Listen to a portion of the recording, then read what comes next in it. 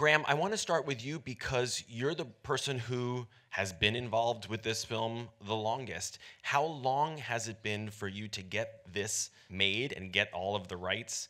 And what would you say were some of the biggest obstacles in getting to tonight? You guys don't have a spare 4 hours. It's been close to a decade, close to 10 years, that I first met with Miami Beach, Brian May and Roger Taylor, and we started discussing how to make a film of their lives and a celebration of Freddie's life with the music. So, as you guys, nearly all of you know, it takes so long when you're working on people's life stories to carve out a 2-hour and 20-minute film, that we had so many versions of the script and going back and forth. And, you know, you get one shot at this and you got to get it right. And I think we did get it right. Yes. I really do. Rami, do you remember when the idea was first floated for you to play Freddie Mercury? Was it someone else coming to you and saying, we think you'd be good for this? Was it you? You know, I was just trying to figure out what the day was yesterday, because it's all come full circle. But somewhere in, I think in the spring of 2016, I met with Graham in his office, and we hung out for about 6 hours. And I was wondering why you think he thought I would be right for Freddie Mercury. And he and Dennis O'Sullivan had watched Mr. Robot, which is a show about a profoundly alienated human being with social anxiety that has trouble stepping out from his monitor, and kind of the antithesis to Freddie Mercury. So I was kind of shocked about this, and I told him, listen, man, I don't sing, I don't play the piano, my body articulates itself in an unusual way, I would say, and that's maybe the closest thing that I am to Freddie. But I don't know, somehow I have to thank him. He and Dennis had some foresight in putting this all together. So how did you come around to the idea? How did I come around to it? I think at that point I just said yes, absolutely, and I walked out the door, and then I went home and I thought, what have I done? This is, you know, immediately I started watching footage of him, all the archival footage, and I said, well, there's a reason they're making a movie, but there's also a reason that only one person could do that. And it seemed like an impossible task, except I said, listen, you got one shot at doing something, living out your dream. Someone offers you this, and you have to do it. I thought about every other actor who has as much talent and doesn't get afforded these opportunities, and you just can't let yourself down. You can't let anybody else down. And I thought, hey, it's a big risk, but what's life about? In the spirit of Freddie, you take a little risk and see how it goes. Rami and Joe, I can only imagine like the YouTube wormholes you must have gone down just to study, you know, how Freddie carried himself on stage, how John Deacon moved with the bass guitar. Were you guys looking for stuff that was just about your individual person, you know, video clips, or were you finding stuff and sending it to each other like, oh, I just found this, you should watch this? Yeah, well, I mean, specifically Live Aid, I think there's like, I don't know, like 10 million views of that on YouTube. I think we're 5 million of them between us. Yeah, it's well, you know, it's sort of funny because it's obviously when you go to YouTube and you watch that concert footage, it's like mostly Freddie, right? He's the front man, he's the guy. But that's what's so great about actually being able to make this movie in the age of the internet, in the age of YouTube, because you can like go to concerts, like famous concerts that they did, and they have like the John Deacon camera, where you can just follow John Deacon for 3 hours and see what he does for every single song. Some of it's not that interesting, but you still get to see all of it. And so stuff like that was like really important for me to try to just kind of get down all of his movements and everything he does. When it came to the accent, it was sort of the opposite, where I actually tried to find interviews where only he was talking, because I didn't want to get distracted by the other accents. John's accent is something I'd never even heard before, like this East Midlands English accent that I think only he has. I don't know. but I found it, and so yeah, I would actually try to kind of put blinders on in that sense, and then I would just like every morning before we would shoot, like in my trailer, I would just watch like a 10-minute interview with him just to get myself in the voice and get myself kind of going that way. And then for you, Rami, were you wanting to see clips from Freddie on stage and obviously off? I mean, did you find that one was more illuminating than the other? If I ever found myself in some rabbit hole of trying to discover who he was, I would just put on something he did on stage just to get that excitement about everything re-energized to a certain degree. I would allocate certain time for each thing. I found, obviously, I think I've scoured through every performance he's ever done. I mean, if there was a guy recording it in Japan in 1980, and for just his own home video usage, I saw it, and I would, I exhausted everything I could find. I started listening to radio interviews.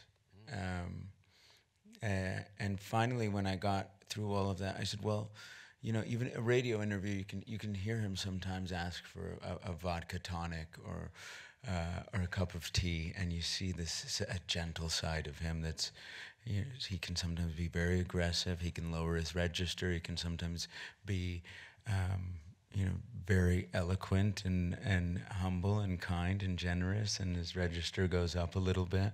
But the thing that helped me the most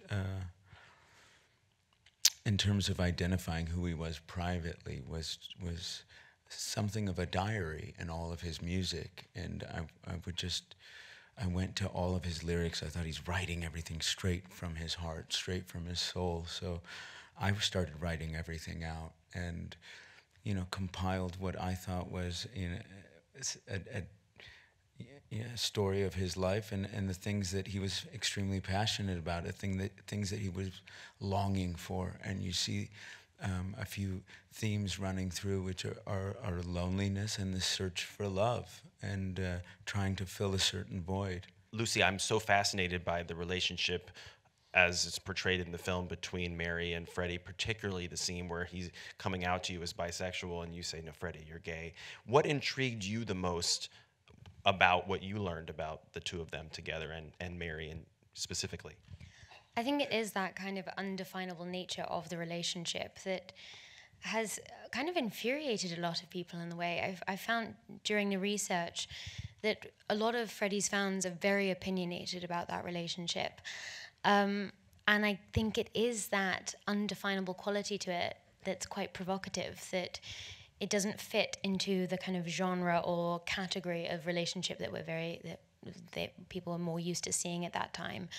And I think in a way that's what led to its success in a way, or at least was a vehicle for the longevity of that relationship. And it was just a fascinating thing to explore.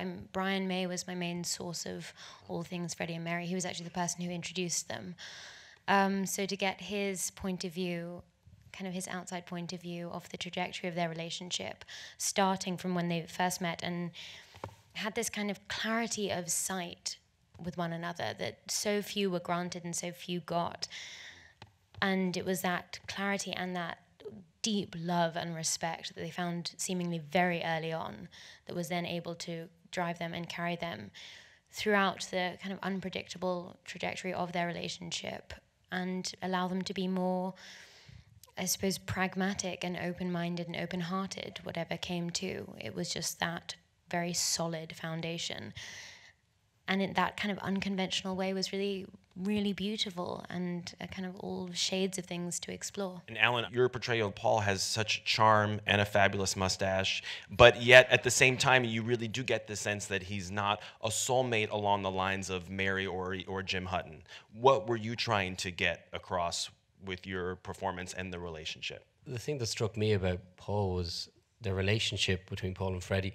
They were both quite lonely people. And I think that was the common factor that brought them together. They were both, at the time, closeted in their sexuality when they first met. And through that kind of common ground, Paul gained a trust. He gained Freddie's trust.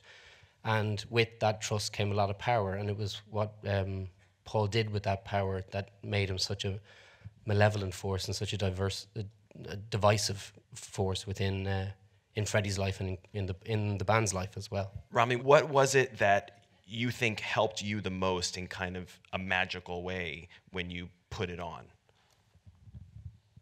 For me, I do this, I think, because of the collective effort that we all put together, and communally come together and collaborate in a way that is, for me, that's the magic of it all.